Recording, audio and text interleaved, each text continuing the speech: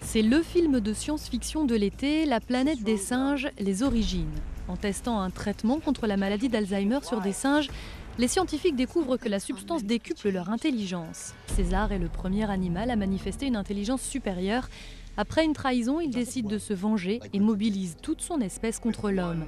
James Franco, Frida Pinto et Andy Serkis nous entraînent au début de l'histoire de La planète des singes, adaptée à l'écran en 1968. Pour les effets visuels, le réalisateur britannique Rupert Wyatt a fait appel à une valeur sûre, le studio d'effets oscarisé pour Avatar.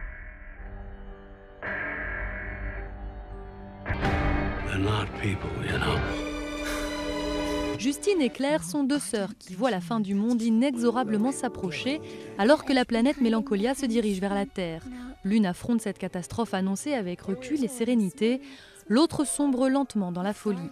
Le Danois Lars von Trier signe ici un drame semi-apocalyptique, semi-surréaliste, avec Kirsten Dunst ayant obtenu le prix d'interprétation au dernier Festival de Cannes pour ce film, et aussi Charlotte Rampling ou encore Charlotte Gainsbourg.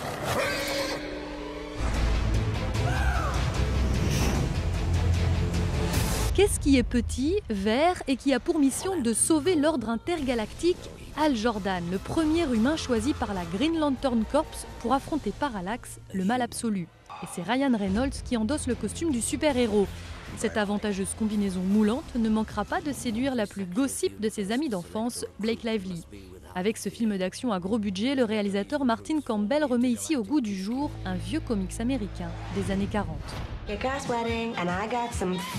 C'est un very bad trip au féminin. La très maladroite Annie, interprétée par Kristen Wiig, doit organiser l'enterrement de vie de jeune fille de son amie Lillian avec, bien sûr, les meilleurs amis de la mariée.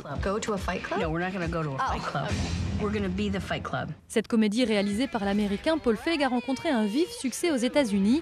Alors la France succombera-t-elle à l'humour parfois trash de cette all-girl comédie ?